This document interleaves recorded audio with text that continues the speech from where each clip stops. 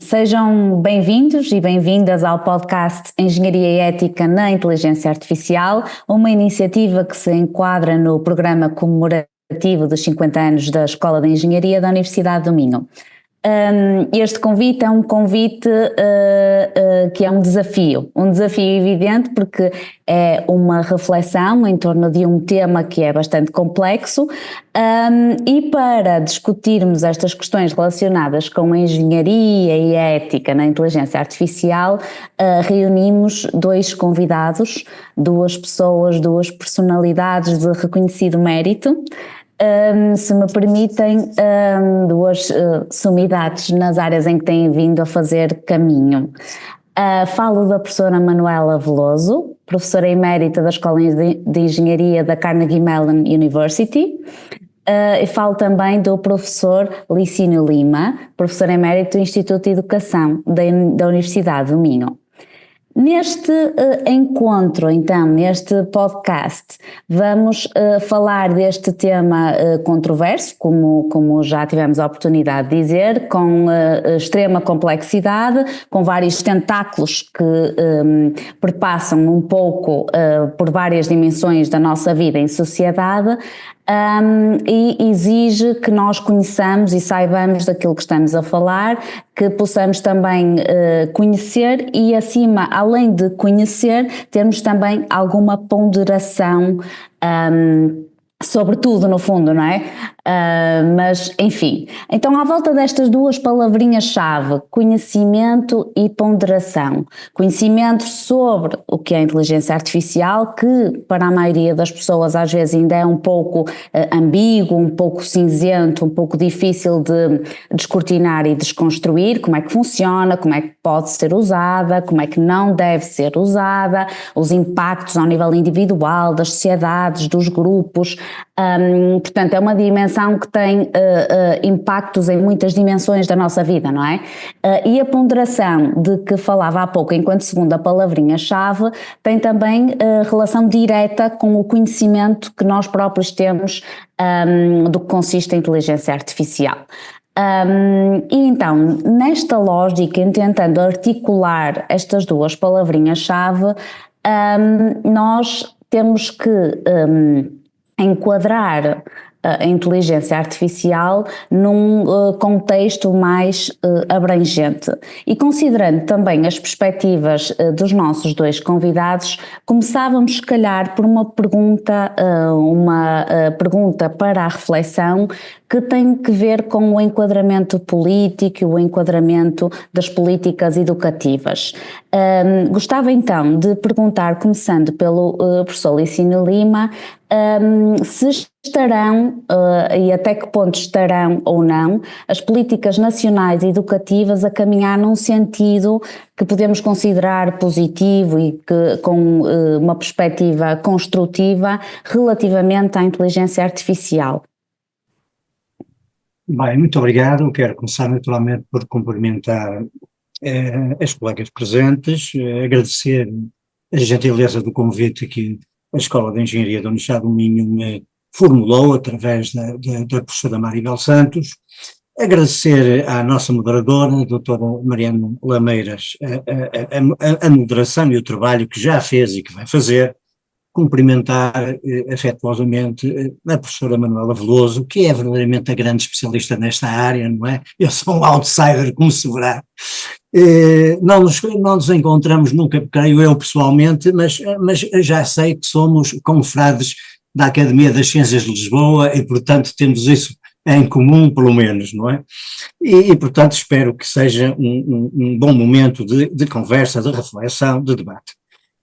Eu queria muito rapidamente esclarecer a minha posição, o meu olhar, não sendo eu um especialista em inteligência artificial, no mundo digital, na computação, porque é que ele me preocupa. Bem, e preocupa-me porque, em primeiro lugar, eu, quando este tema me foi surgindo muito, muito pelo meu trabalho da sociologia das organizações, das políticas educativas, da organização do trabalho, ele é hoje uma questão central, na verdade, e eu procurei desde cedo evitar duas posições antagónicas que me parecem ambas erradas, contraproducentes. A primeira é que eu chamaria de de uma certa posição, digamos, triunfalista, de uma certa posição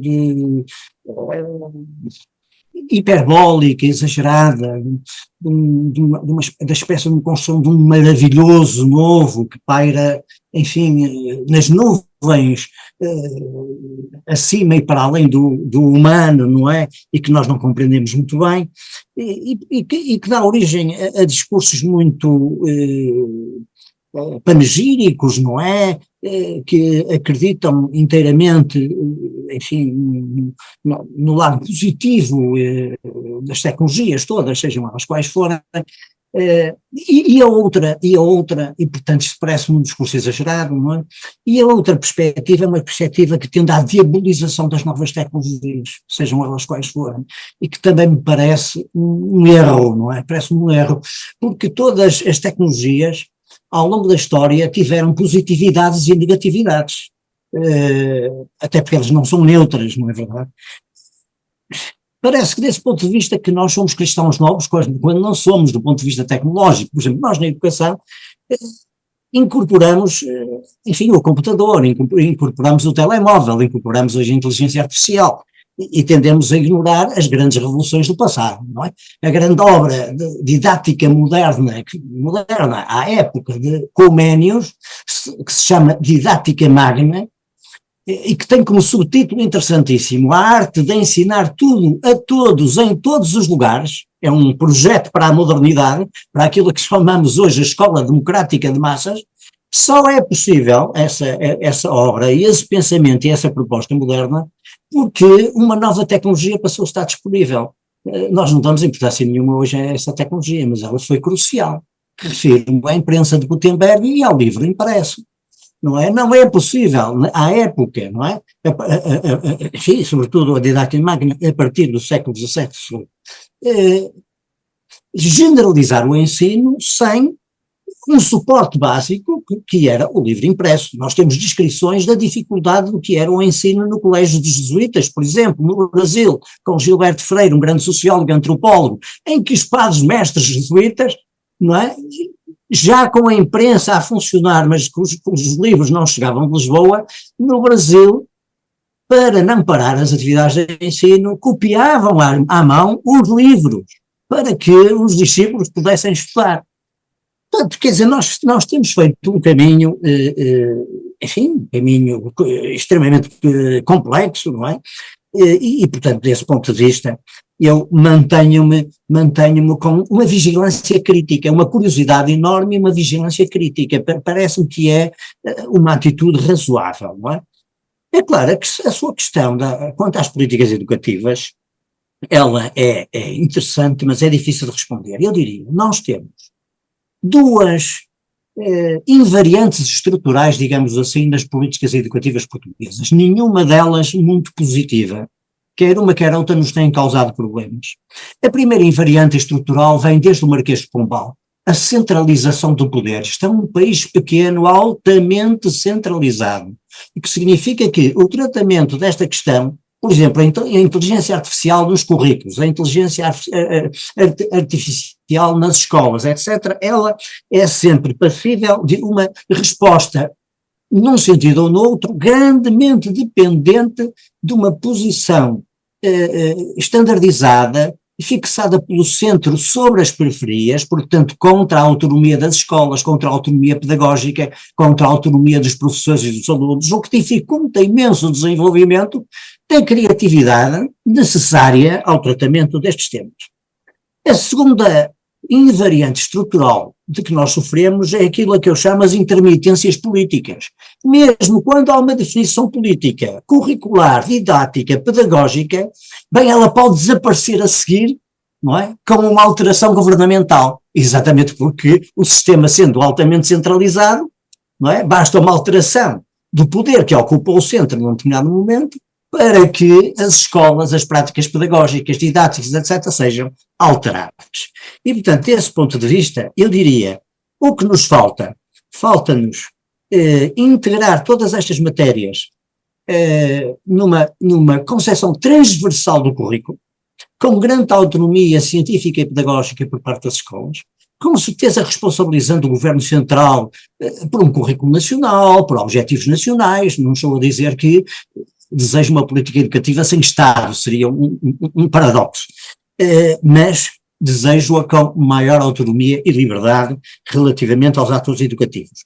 E a grande dificuldade que se coloca aqui é como seremos capazes, neste contexto estrutural, de desenvolver aquilo que eu chamaria uma literacia digital crítica, porque é aquilo que eu penso que falta, porque reparem, as novas gerações têm uma apetência enorme pelo digital, pelas revoluções tecnológicas, têm uma capacidade de adesão e de manuseamento, até mesmo muitas vezes empírico, que é extraordinária, toda a gente conhece isso.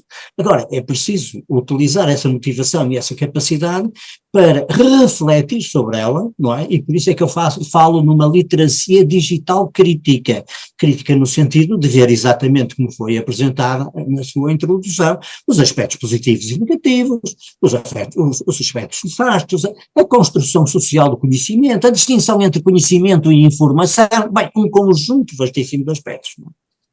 E ficavam por aqui por agora. Muito bem, professor Licínio, muitíssimo obrigada.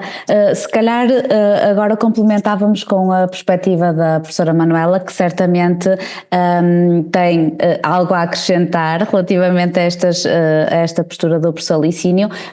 Eu destacaria talvez esta questão da vigilância crítica relativamente a estes assuntos e perguntava em particular à professora Manuela como é que tem olhado para isto, se também ao longo do seu percurso tem procurado ter esta postura de vigilância crítica.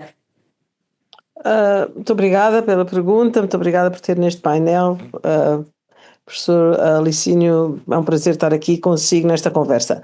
Deixe-me dizer uma coisa, antes de eu entrar nesta parte crítica, eu gostava só de alertar ou de pôr ênfase no facto que, de facto, a capacidade de usar computação, portanto, para um processo de percepção dos dados, um processo de raciocínio sobre os dados e um processo de atuação sobre os dados, sobre a informação, é o objetivo da inteligência humana, que tem sensores, que tem os 5 sentidos, que tem digamos, um cérebro e depois atua com a sua capacidade de falar, mexer, mover, pegar, toda. Portanto, nós somos a inteligência é este conjunto de percepção, cognição e atuação. E, no fundo, pensar que chegámos a um ponto em que, de facto, os computadores poderão processar dados,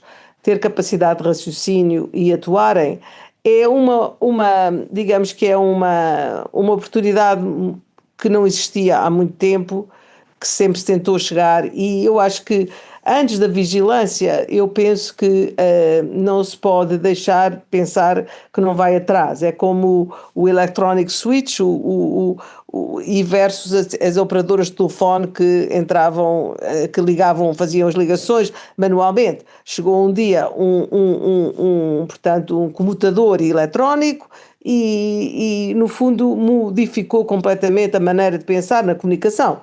A comunicação vai de A para B, perfeitamente, de uma maneira completamente invisível, como é que acontece para nós.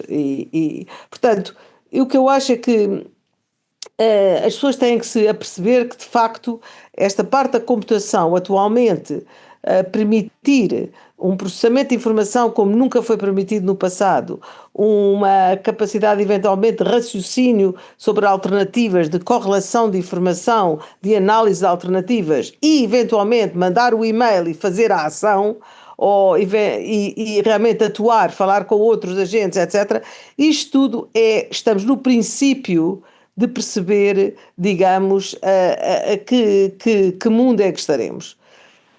Como o professor Licínio disse, não há tecnologia nenhuma que foi inventada que não tenha bons e maus usos. Não há. Desde a Madame Curie, o rádio, portanto, levou à energia nuclear. As bombas atómicas vêm do mesmo quando vêm os raios-x. Portanto, não há dúvida que é inevitável também perceber que isso é parte da descoberta, é parte das novas, de proporcionar novas tecnologias às cabeças humanas. Mas são os humanos, no fundo, que fazem bom e mau uso de tecnologia que eles próprios humanos inventam. Portanto, estamos num momento que não podemos andar para trás, porque a tecnologia nunca irá para trás, destes computadores terem aprendido modelos de linguagem, terem aprendido a capacidade de decisão, terem aprendido eventualmente como usar ferramentas digitais. Já não estou a falar já dos robôs, que poderão eventualmente estar também muito mais perto do que nós pensamos em termos de espaço físico. Mas é pensar que eu acho que aqui o que se tem que ter cuidado é com os humanos, quer dizer, porque a tecnologia é passiva, no fundo, do ponto de vista de estar ali à espera de ser usada, claro que os humanos a usam para ela própria se usar a si própria, mas mais uma vez não existe intenção na tecnologia de ser mau ou bom. Portanto, a vigilância, no fundo, é mais como nós apresentamos a tecnologia com verdade, dizer que é muito poderosa, não é uma coisa que seja de um uso, quer dizer, de um uso assim casual, tem que ser uma coisa bem pensada e esperar que eventualmente, digamos, que os humanos esperemos que façam bom uso. Evidentemente, assim como na energia nuclear, como nos secadores de cabelo que não se pode pôr dentro da água, como tanta coisa que é perigosa, convém, como é que se diz, educar a população, educar os utilizadores de todos os perigos que eventualmente a tecnologia traz. Mas isso existe para as pessoas aprenderem a guiar os carros de maneira a que eventualmente tenham menos acidentes. Portanto, não há dúvida que tem havido um esforço enorme em associar a tecnologia novas à educação de como usar a tecnologia.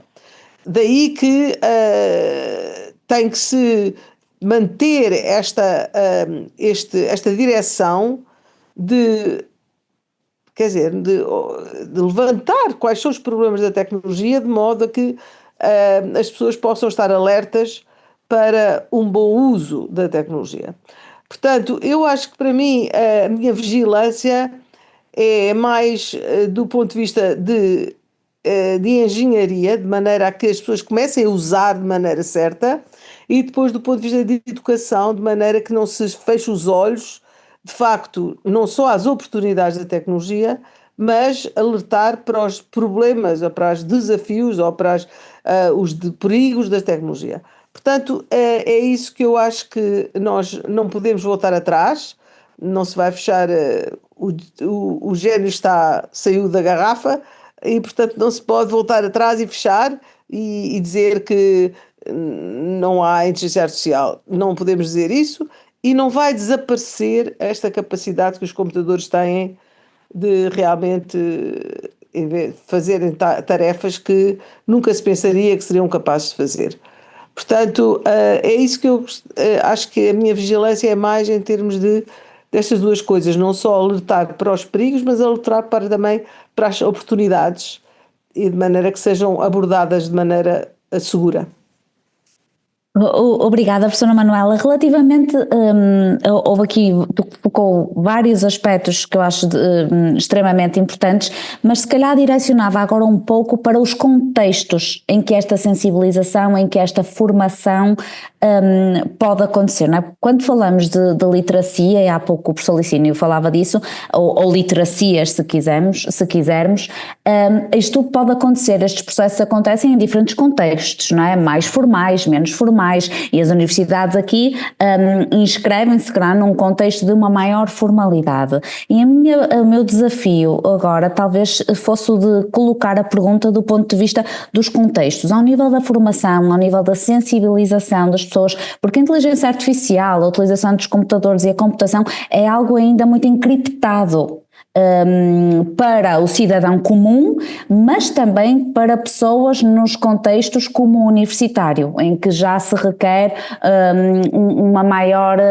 maiores competências, maiores aptidões para ter conhecimento sobre estas matérias.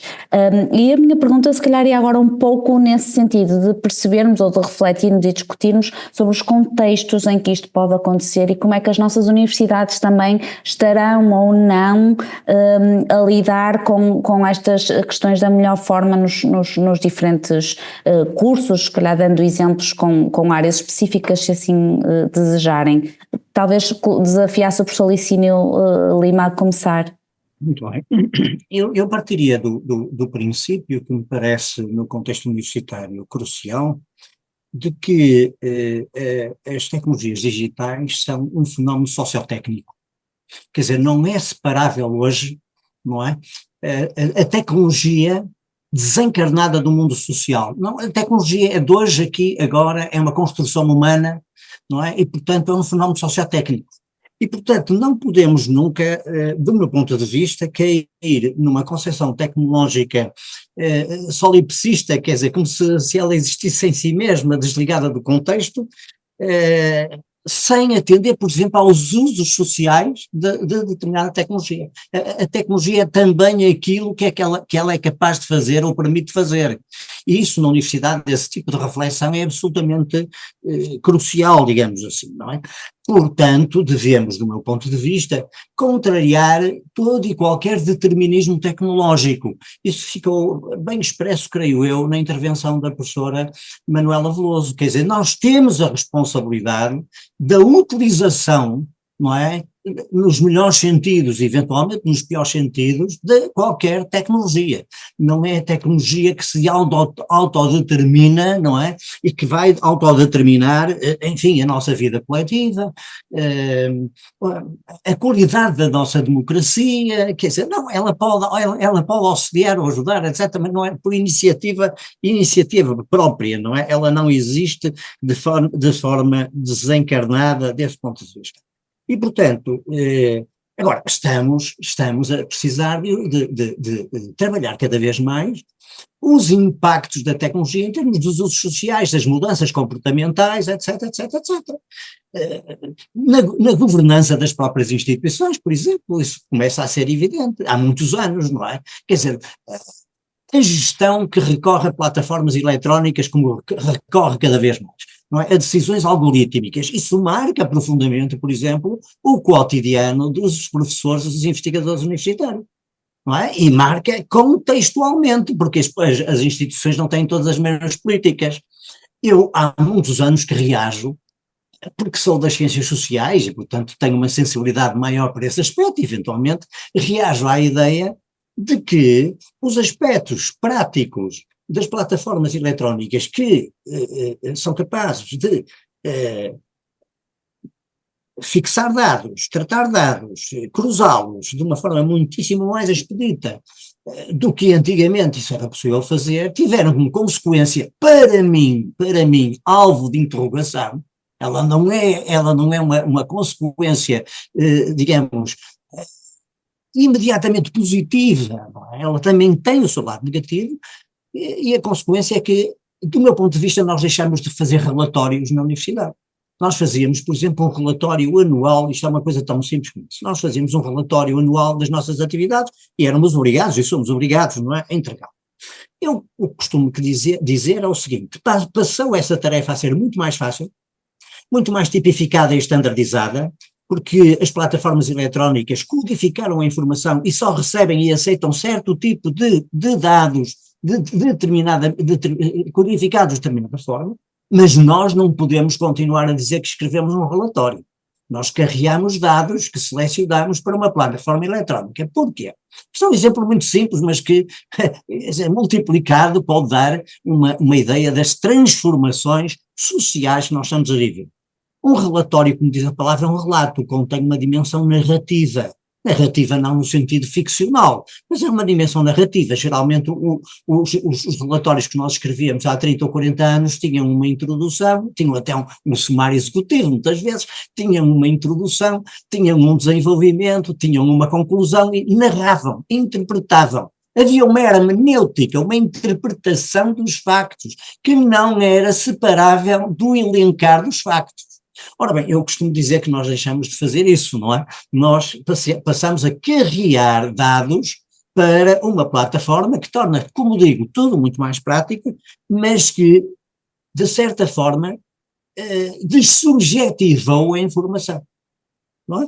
E, portanto, é um exemplo muito simples, não é? Um exemplo experiencial de como a introdução das novas tecnologias tem sempre implicações.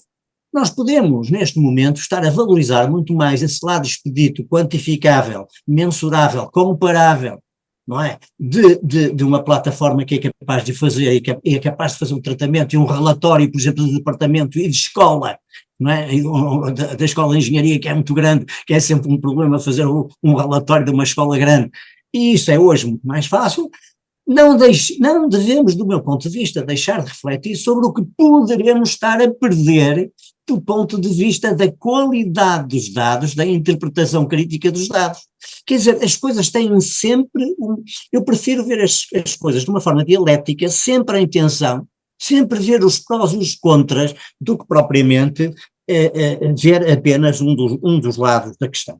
E, portanto, desse ponto de vista, eu creio que as universidades têm uma especial obrigação de refletir acerca da introdução do mundo digital, da decisão algorítmica, da aprendizagem pelas máquinas, etc., na própria forma de governação e gestão das organizações. Não é? Isto é uma coisa que me tem ocupado nos últimos 15 anos, eu ainda penso falar mais disso à frente. Depois a própria pedagogia. Quer dizer, estas tecnologias merecem uma forma de indagação completamente diferente. Merecem uma pedagogia mais centrada na pergunta do que propriamente uma pedagogia em busca das respostas e eventualmente unívocas. Bem, e isto é uma pedagogia mais experiencial da pergunta, quer dizer, que está elogiada há 100 anos, nos Estados Unidos, com John Dewey, por exemplo, o grande filósofo da primeira metade do século XX. Portanto, uma pedagogia que é contra a simples acumulação do conhecimento, uma pedagogia bancária, como dizia o pedagogo brasileiro Paulo Freire. Isto incentiva as escolas e as universidades a terem um projeto educativo de universidade, onde a incorporação destas tecnologias faz sentido se estiver ao serviço desse projeto educativo. Esse projeto educativo, do meu ponto de vista, qualquer que seja a tecnologia, tem elementos cruciais no plano ético-político e até moral. E digamos, o grande objetivo de uma instituição educativa e de uma prática social de educação é, no fim de contas, a humanização dos seres humanos. Não é? Porque nós somos seres que nascem humanos, mas que se desumanizam, que se alienam com bastante facilidade. E, portanto, significa que tudo aquilo que nestas tecnologias puder contribuir para a democratização, o desenvolvimento social e coletivo da humanidade, um diálogo em um terreno comum, a capacidade de lidar com a diversidade, isso nos irá ajudar imensíssimo, não é? Atentos, digamos, a certos padrões de racionalidade que eventualmente são menos compatíveis com estas agendas. E, portanto, a universidade continua com os seus desafios, possivelmente hoje a uma escala maior, porque estas tecnologias são capazes de realizar muitíssimo mais, não é? Em quantidade e em qualidade, digamos assim. Doutora Manuela, concorda com esta perspectiva? Eu concordo, acho que realmente não há, é uma perspectiva perfeitamente coerente e uma perspectiva perfeitamente muito bem elaborada. A única coisa que eu acho é que, de facto, portanto, em relação àquele aspecto de o relatório não ter eventualmente a análise dos dados das pessoas, etc., e não ter isso. Infelizmente eu acho que os humanos não precisam de fazer isso propriamente. Eu vou explicar porquê. Eu acho que a educação e a parte portanto, de as pessoas fazerem muitas coisas têm que aprender, como nós ensinamos as tabuadas da multiplicação, até uma dada nível. Ninguém multiplica dois números com 24 dígitos à mão, portanto, não há. Embora se saiba as tábuas da multiplicação. Portanto, o que eu digo é que, portanto, as tabuadas sabem-se, mas chega a uma dada altura que depois a máquina é que faz as multiplicações, a máquina é que faz em escala, consistentemente. Portanto, não quer dizer que eu preciso de fazer a multiplicação com não sei quantos milhares de dígitos para, no fundo, mostrar que teve um toque humano. A mesma coisa com os relatórios, a questão dos dados, no fundo, eu penso que há uma boundary, há uma fronteira daquilo que nós podemos mostrar que realmente percebemos e depois a parte, digamos, de consistência, de escala, que eventualmente a máquina fará. Portanto, eu acho que o mundo, digamos, digital, o mundo da informação digital, não é um mundo em que as pessoas tenham capacidade de lidar com a escala. Portanto, se eu um dia for a um médico com um problema e o médico realmente for perguntar ao Gemini, ao ChatGPT, se ele conhece digamos, algum caso de uma doença com as mesmas características e que vem um caso lá na Nova Zelândia, aquele humano nunca poderia ter tido acesso àquela informação gigante. Se todos os meses se tem que se fazer um dado relatório que é baseado, digamos, vamos pensar aqui só para seguir esse exemplo, nas minhas publicações que eu também, o Google Scholar não, sabe, nos currículos das classes que eu dou e que aparecem noutro sítio digital, nas propostas que eu escrevi que também estão noutro campo digital. E, portanto, como eu acabo por proporcionar imensa informação a vários pontos digitais que estão a acumular, a geração do relatório que inteligentemente poderia ir e angariar esta informação toda para esta informação distribuída para um fim, digamos, que precisa que realmente esta informação apareça agregada, eu acharia ótimo que no fundo, digamos, relatórios sejam feitos automaticamente. Eu dou um exemplo, eu também no outro dia estava a pensar que, por exemplo, o que se faz rotinamente, todos os meses se paga as rendas, todos os meses se faz isto, todos os meses se faz aquilo. E não há dúvida que, por exemplo, nós gostamos imenso quando no fim o cartão de crédito nos dá aqueles sumários anuais. Gastou isto tudo naquilo, fez aquilo. Fantástico, quer dizer, o facto que existe esta capacidade de acumulação de informação que não me tira, digamos, a capacidade de mudar. Eu posso de mudar, de modificar, de trazer outras coisas em relevo. Portanto, eu tenho a percepção que o mundo vou voltar ao exemplo das tabuadas de multiplicação. Eu não me importo de multiplicar 35 vezes 6, não me importo de multiplicar 7 vezes 5, mas importo de multiplicar 1324 vezes 577. Já me importo de multiplicar. E, portanto, a mesma coisa com escrever. Eu não me importo de escrever uma carta de recomendação, mas importo-me de escrever 40 cartas de recomendação quando vem e eventualmente que já fiz outras iguais e se alguém me gerar uma que eu depois só emendo, portanto, que eu passo a ser não a geração, mas a correção, eu fico muito agradecida. Portanto, eu acho que estamos a mudar a perspectiva em relação ao que os humanos fazem. Agora, só para acabar, em termos de educação, as pessoas dizem, eu no outro dia estava a ver um cartaz, até mandei, de 1975 ou não sei o quê, em Washington, os professores da matemática revoltaram-se contra as máquinas de calcular. E, por exemplo, até posso partilhar uma imagem que estão todos a dizer no to the calculators. Eu até estava aqui, ninguém queria calculadoras, ninguém queria use your brains, dizia, use o seu cérebro, não sei, portanto era um movimento, mas não era uma pessoa, eram centenas de pessoas, professores de matemática que foram a Washington nestas manifestações contra as calculadoras. O que é que acabou? As calculadoras passados uns anos foram admitidas como elementos de cálculo, eventualmente, tudo. Portanto, o que eu estou a dizer é que mas não se deixou de ensinar a álgebra, não se deixou de ensinar a inverter uma matriz, não se deixou de ensinar a fazer um integral, não se deixou de ensinar, as pessoas controlam, sabem, mas eventualmente quando chega à escala, ou quando tem que fazer não só escala, mas também sistematicamente, a tecnologia ajuda imenso. Portanto, o que eu acho é que de facto, como é que eu ia dizer,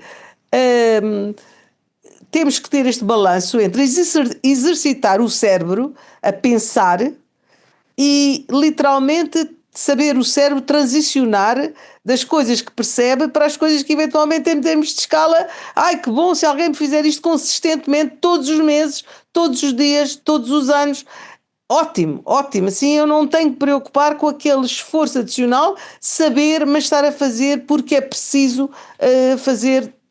Portanto, no fundo a tecnologia de inteligência artificial atualmente permite fazer a escala, a consistência, a robustness, a ser robusto, estas coisas que os humanos são muito maus, no ponto de vista que fazem a primeira vez com entusiasmo e à centésima vez já nem pensam. E a máquina, eventualmente, não se importa se é a primeira, a décima, a centésima, sai tudo sempre certinho, os relatórios com tudo. Quer dizer, portanto, eu acho que é uma perspectiva diferente de educação. A educação é, no fundo, ensinar a mente a pensar, mas não requerer que a mente faça a escala, o sistemático. E acho que isso também, só para acabar este pensamento, acho que é uma oportunidade única. Quer dizer, uma oportunidade única. Eu também conto uma história. Uma vez fui encontrar-me com várias pessoas e recebi uma descrição de cada uma das pessoas com quem estava a me encontrar para saber quem era. E as descrições eram extremamente diferentes. Uma era toda minuciosa e a outra era duas frases. E aquilo via-se logo que aquele humano que escreveu as duas frases estava farto de fazer aquelas descrições e pronto, escreveu para lá duas coisas, e o outro era, se calhar a primeira vez estava a fazer e fez aquilo com um detalhe enorme. Se aquilo fosse feito por uma máquina, no fundo, com as coisas que são precisas, saía tudo standardizado, bonito, perfeito, eu aprendia tudo aquilo, enfim. Portanto, tive que ir procurar muita coisa para a pessoa que só tinha escrito duas páginas ou duas frases e tive que descartar muita coisa da outra que mandou 20 páginas que não me interessavam a nada. Portanto, não sei, eu acho que eu então, como vê, sou muito otimista em relação à inteligência artificial e acho que este uso da inteligência artificial como é que eu ia dizer, para o uso tão tédio da informação digital, procura, quem quer ler as notícias todas do mundo, quem quer ver os dados todos dos doentes, quem quer saber todos os... Por amor de Deus. E agora, antigamente, uma pessoa era o médico da vila e sabia aquilo. E pronto. Agora está tudo acessível. E para me dizerem a mim que eu tenho que ir procurar, por amor de Deus, não é propriamente... É contra a minha natureza humana ter que lidar com tanta informação. E graças a Deus que a inteligência artificial atualmente permite lidar com este mar de informação que não existia antes e que, no fundo, ao digitalizarmos tudo, ficou acessível às máquinas. Os humanos, pobres dos humanos, como é que vão fazer isto? Portanto, ainda bem que entre os humanos e as máquinas, entre os humanos e esta enorme quantidade de dados, existe a inteligência artificial. E eu vejo a inteligência artificial a permitir que o mundo digital seja acessível ao mundo humano, que tem as suas limitações intrínsecas, que não permite, de facto, manipular documentos de milhares de páginas constantemente. Obrigada, professora Manuela. Pareceu-me que o professor Licínio Lima estava com vontade de intervir quando eu vi a professora Manuela. Estou certa ou errada? Se calhar aproveitava... A Mariana não sabe, mas o professor Licínio e eu concordamos em tudo. E o professor Licínio também, eu acho que o que eu estou a dizer é um bocadinho common sense, não é assim uma teoria que seja preciso demonstrar. Portanto, eu tenho a certeza que o professor Licínio concorda com o que eu estou a dizer, mas tem uma perspectiva talvez um bocadinho diferente, não sei. Sim, eu só me preocupo quando... É claro, concordo absolutamente com os argumentos da grande escala, quer dizer, das grandes massas de dados, evidentemente. Agora, por outro lado, nós deveremos refletir sobre o que poderemos estar a perder de relevante, não é? Na subjetividade humana, por exemplo. Exatamente. No esforço de interpretação, naquilo que não é apreendível pelos dados, não é? Quer dizer, nós hoje vivemos num mundo que está muito voltado para a mensuração, a comparação, a hierarquização, etc.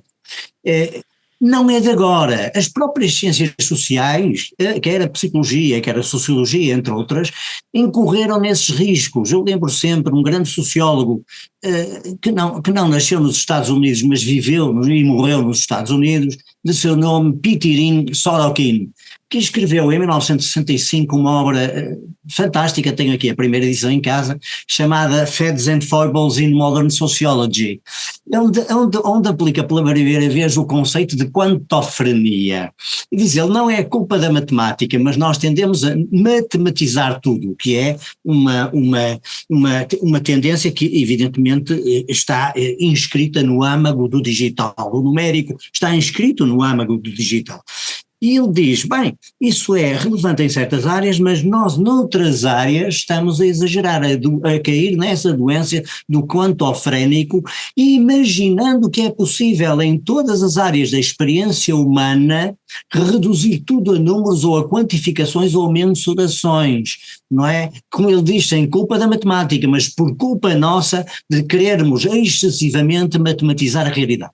Portanto, essa dimensão é uma dimensão que é relevante, não é? Porque, digamos, ela põe em causa a subjetividade humana, põe em causa o valor do incomensurável. Há coisas que são incomensuráveis, por exemplo, na educação, há coisas que são incomensuráveis, nas artes, na literatura, na música, na experiência humana, sabemos isso. E, portanto, enfim, não há bela sem senão, é o que se pode dizer, não há bela sem senão. Evidentemente, as grandes vantagens nunca comportam o risco zero.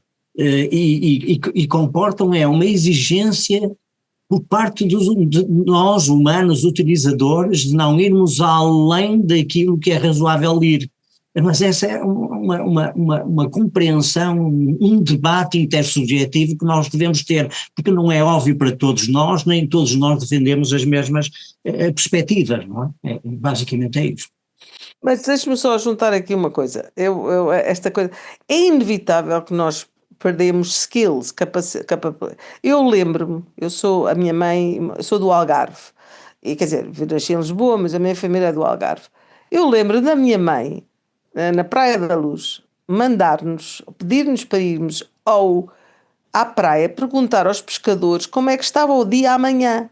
Se ela ia lavar a roupa, se podia lavar a roupa para pendurar. Eu lembro também que nós íamos à praia e os pescadores olhavam para o céu, cor-de-rosa ou cor-de-rosa, punham o vento e sabiam dizer exatamente que a chuva ia começar às 2 da tarde, ou sabiam perfeitamente dizer que ia estar calor.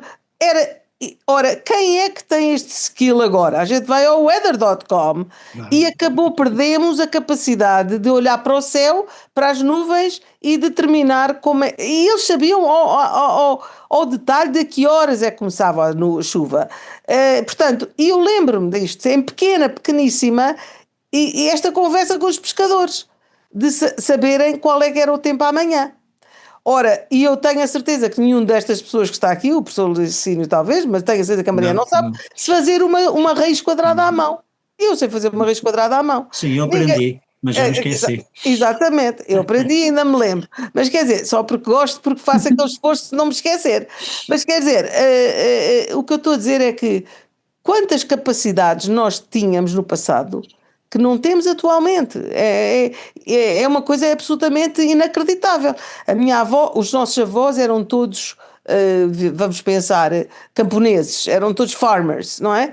Quem é que dizia à minha avó que ia haver um massage therapist, uma pessoa que era um terapista de massagens? Quer dizer, era inconcebível esse tipo de... O que é? Que profissão é essa? Portanto, as capacidades das pessoas ao longo do tempo têm sido limitadas terrivelmente. Eu tenho imensas saudades de perguntar aos pescadores qual é que é o tempo para amanhã, e ao mesmo tempo também têm sido muitíssimo aumentadas a maneira de fazer todo o tipo de musculação, exercitar os seus músculos, saber fazer a sua alimentação melhor. Quer dizer, portanto, não há dúvida que, como é que eu ia dizer, inevitavelmente este GenAI, esta capacidade de inteligência artificial de gerar documentos, de olhar para a informação, de nós dizermos só quero ver os dados num plot, e ele faz o plot, sei lá, é inevitável que nos vai limitar de uma maneira em várias dimensões, é inevitável, mas ao mesmo tempo talvez já nos abra outras maneiras de pensar. Portanto, como é que eu ia dizer? Se nós olharmos para o passado e para agora, os meus avós tinham umas capacidades muito diferentes das que nós temos hoje, e nós teremos capacidades muito diferentes das duas gerações de agora. O que eu acho do ponto de vista de educação e do ponto de vista e eu penso que estamos a chegar ao fim desta conversa, de educação, é a capacidade de levar as pessoas a abordar os desenvolvimentos tecnológicos com um coração aberto. Com um coração aberto e muito aberto, digamos, à humanidade também. Eu, por exemplo, há um exemplo aí na Universidade do Minho que é o professor Fernando Ribeiro, que eu conheço muito bem e que faz uma catrafada de roboparties, que são festas para crianças, para robôs. E já faz isto há anos, antes da inteligência artificial ser a febre e tal. E, portanto, era um interesse genuíno em levar, digamos, esta tecnologia que são robôs e a capacidade de, eventualmente, as máquinas gerarem autonomia do ponto de vista de uma navegação e pequenas tarefas, às crianças. Portanto, é um exemplo de uma pessoa que, como é que eu ia dizer, que abriu muitas portas ao conhecimento em termos de educação. Se agora fizermos um esforço para ensinar as pessoas a usarem o GenAI bem,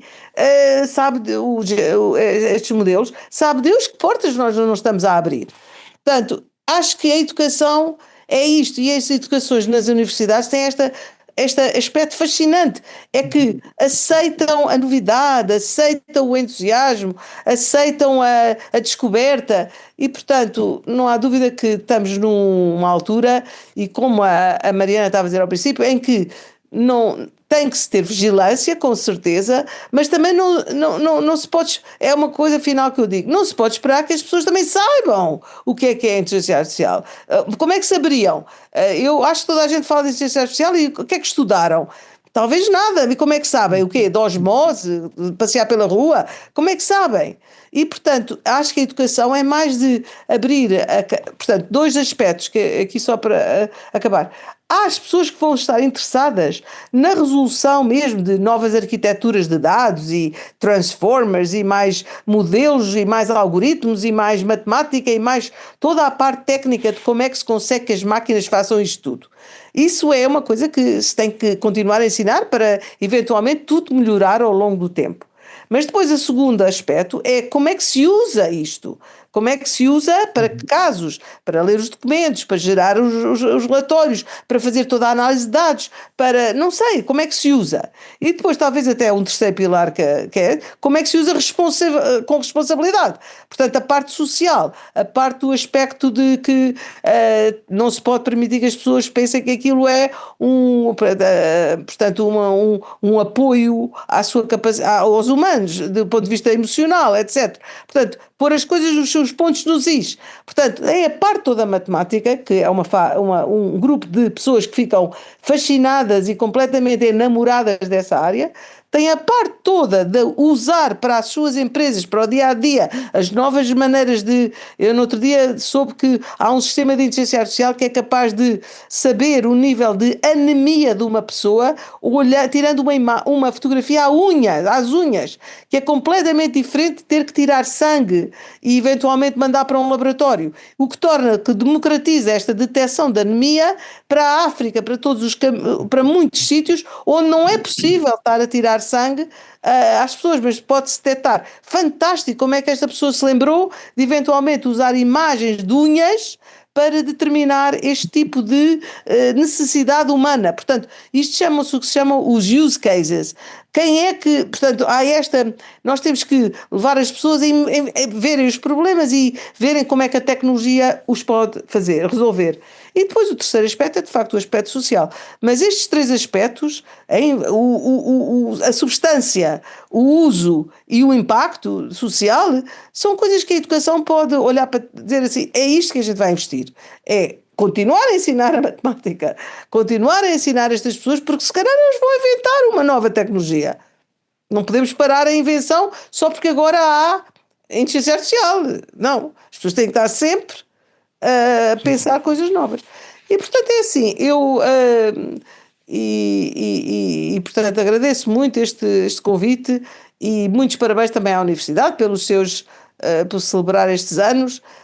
E no fundo podemos todos podemos todos acolher esta inteligência artificial com uma visão positiva, com uma visão de melhorar a escola, melhorar a humanidade, melhorar as empresas, melhorar o funcionamento das coisas, porque é possível, é possível. Sem discursos fatalistas, nem visões pessimistas.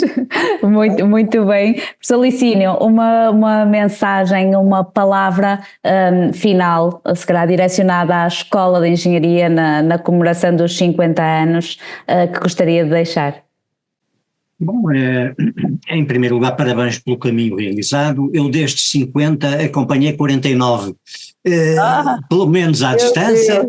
Pelo menos à distância, mas com muitas colaborações diversíssimas, conhecendo, enfim, praticamente todos os fundadores da escola, dos vários departamentos, uma grande escola com um dinamismo absolutamente extraordinário, que foi central ao próprio arranque e consolidação da Universidade do Minho, seguramente, e portanto a primeira palavra é essa. A segunda palavra é a de que, enfim, o futuro se faz, como a professora Manuela Veloso aqui disse, com criatividade, com risco, certamente, quer dizer, não é? A vida humana é desse ponto de vista uma aventura, a universidade deve acompanhá-la com esperança, porque não digo à espera, porque à espera não acontece nada, mas com esperança acontecem muitas coisas, não é?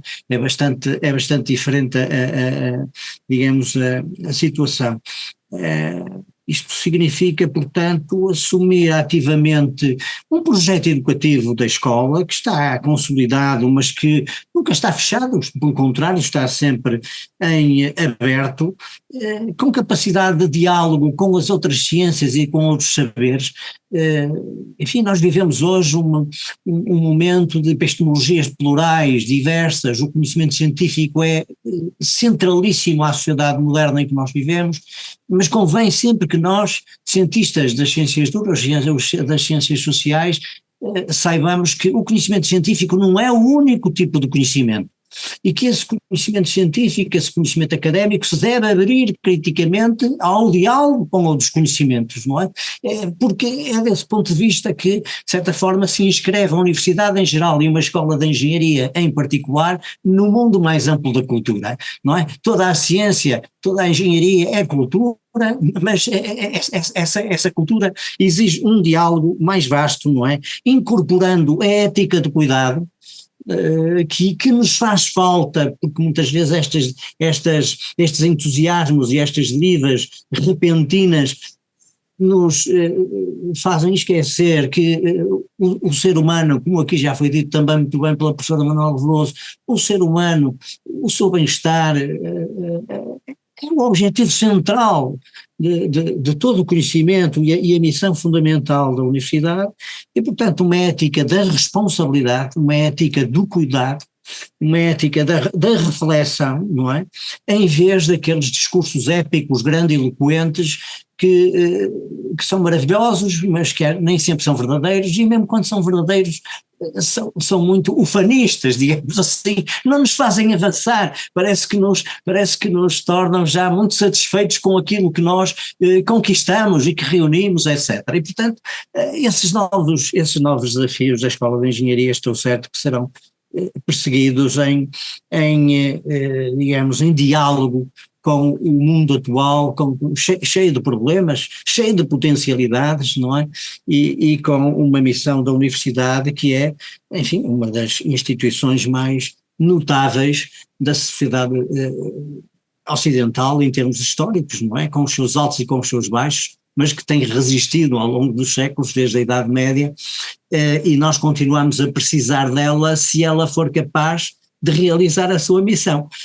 Se for substituída com facilidade por outras organizações de produção de conhecimento mais imediato ou mais pragmático, ou digamos, porque prescinde dessa visão mais global sobre o mundo, não é? Bem, enfim, a Universidade aí não terá futuro. Eu creio que a Escola de Engenharia tem futuro e a Universidade do Minho também, seguramente. Muito obrigado. Obrigada, muitíssimo obrigada a ambos. Penso que temos que dar por encerrado o nosso podcast. Resta agradecer a ambos, professor Licínio Lima, professora Manuela Veloso, pelo tempo e pela generosidade da partilha. Obrigada. Obrigada. Parabéns.